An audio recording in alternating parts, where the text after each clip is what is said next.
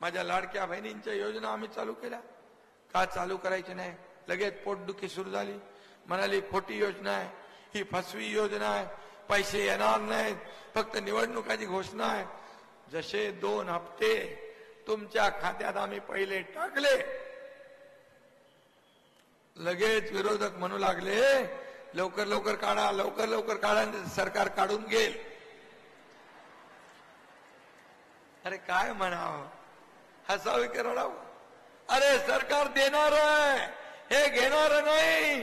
हे देना बँक आहे, लेना बँक नाही.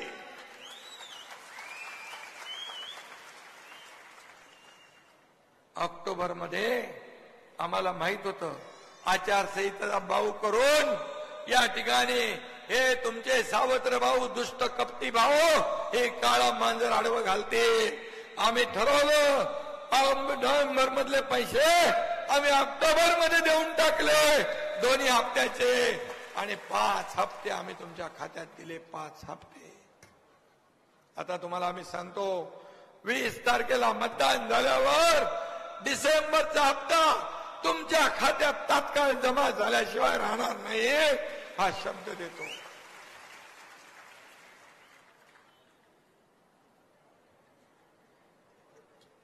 आणि हे हप्ते घेणारं सरकार नाही, हप्ते घेऊन जेलमध्ये जाणारं सरकार नाही. हे हप्ते माझ्या लाडक्या बहिणींच्या खात्यात हप्ते भरणारं सरकार आहे, भरणारं. हा फरक आहे. उद्योग गेले, उद्योग गेले, उद्योग गेले पळून. यामुळे सगळ्याला विरोध. पहिलं बारसू रिफायनरीला कोणी परवानगी दिली? उभाटाने. त्यांचं पत्र आहे केंद्र सरकारला लिहिलेलं. आणि स्थानिकांना रिफायनरी नको असेल तर आमचं सरकार कुठलीही जबरदस्ती करणार नाही. आम्ही विकासाचे मारेकरी नाही.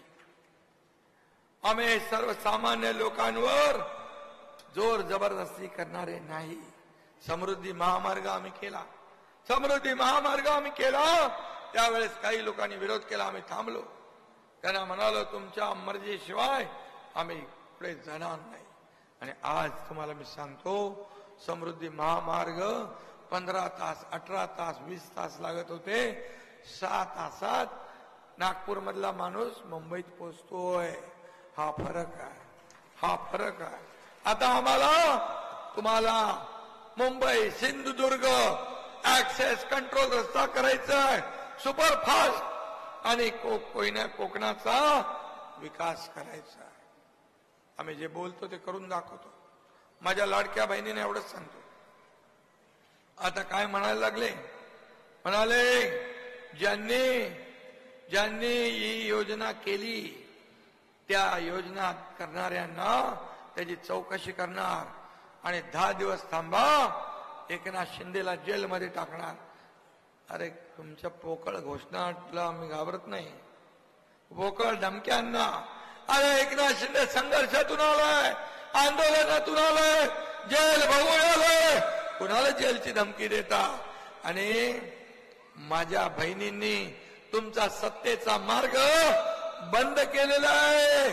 सत्तेत येण्याचा विचार सोडून टाका. मुंगेरीलाल की हसेन सपने काढून टाका डोक्यातून. आणि जर माझ्या लाडक्या बहिणींच्या योजनांसाठी, लाडक्या भावांच्या योजना, प्रशिक्षण भत्त्याची योजना, शेतकऱ्यांची योजना, मुलींच्या शिक्षणाची योजना, यासाठी मी दोषी असेन तर हा एकनाथ शिंदे एकदा नाही 100दा जेलमध्ये जायला तयार आहे.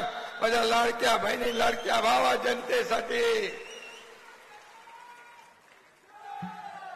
आम्ही कोल्हापूरला महायुतीचा वचननामा जाहीर केला. 10 सूत्री. ये तो टेलर है, पिक्चर अभी बाकी है. याच्यामध्ये आपला पहिली योजना आहे. माझ्या लाडक्या बहिणींना 1500 वरून 2100 रुपये देण्याचा निर्णय आम्ही घेतला. कारण मी म्हणालो होतो, माझ्या लाडक्या बहिणींना फक्त 1500 आम्ही ठेवणार नाही, आम्ही वाढवणार. जशी तुम्ही ताकद द्याल, आशीर्वाद द्याल, ही ताकद वाढत जाईल. कारण आम्हाला आमच्या लाडक्या बहिणींना लखपती झालेलं बघायचंय, लखपती झालेलं. दुसरी योजना, शेतकऱ्यांना कर्ज माफ करण्याचा निर्णय आम्ही घेतला. 12,000 रुपये मोदी साहेब 6,000, आपण 6,000 12 देत होतो, त्याच्या आता 15,000 रुपये करण्याचा निर्णय आपण घेतला.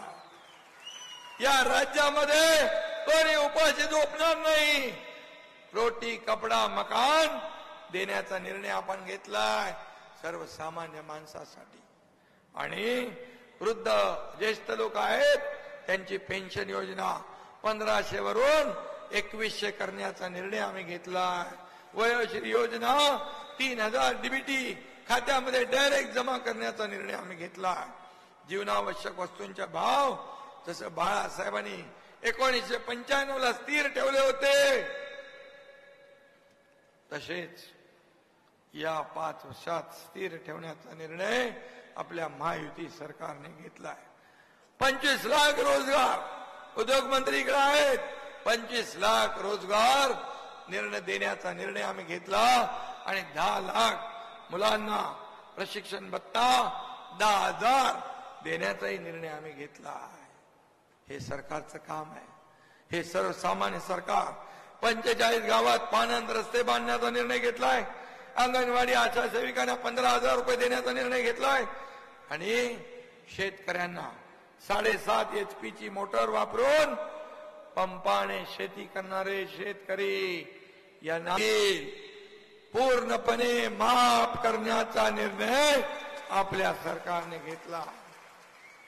आणि घरगुती वापर, आपण जे वापर करता लाईटचं बिल, या बिलामध्ये 30% सवलत देण्याचा निर्णय आपण हे फक्त खोटे घोषणा नाही, ही ह्या योजना ज्या आम्ही बोललो त्या करून दाखवल्या. आणि आता ज्या वचननामे आहे तेही करून दाखवणार. आम्ही खोटं आश्वासन देत नाही, कुणाला फसवत नाही. नाहीतर काँग्रेस प्रत्येक इलेक्शनला त्यांचे प्रमुख सांगतात खटखटाखट देतात. इलेक्शन झाल्यावर हात वरती करतात, पैसे नाही, प्रधानमंत्री के पास मांगो. अरे प्रधानमंत्री के पास मांगो काय, घोषणा तुम्ही करायच्या आणि प्रधानमंत्र्यांनी द्यायच्या. पण आम्ही त्याच्या विरुद्ध पटापट माझ्या लाडक्या बहिणींच्या खात्यात पैसे जमा करून मोकळे झालो. आम्हाला म्हणाले कुठून पैसे आणणार. आता तुम्ही 3,000 रुपये खोटी घोषणा केली आहे, तुम्ही काय आभाळातून पाऊस पडणार आहे? तुम्हाला द्यायचे नाहीत. तुम्हाला माहित आहे सरकार येणार नाही, महायुतीचं सरकार येणार. ही काळ्या दगडावरची भगवी रेग आहे. संपूर्ण महाराष्ट्रात मी फिरतोय. माझ्या लाडक्या बहिणी, लाडके भाऊ, लाडके शेतकरी, लाडकी ज्येष्ठ मंडळी, लाडका कामगार वाट बघतोय 20 तारखेची, वाट बघतोय 20 तारखेची. कधी 20 तारीख येते आणि महायुतीला मतदान कसं करतोय याची वाट बघतोय. लाडक्या बहिणींना मी विचारतो, हे म्हणतात मला एक चिठपत्रही आलंय का लाडक्या बहिणीला बहीण द्या, आम्ही सुरक्षित बहीण देणार म्हणतात. कोण? महाविकास आघाडी. अरे बदलापूरमध्ये त्या चिमुरडीवर बलात्कार केला, त्या हैवान नराधम त्याला म्हणाले रेल्वे बंद केली, म्हणाले त्यांना आला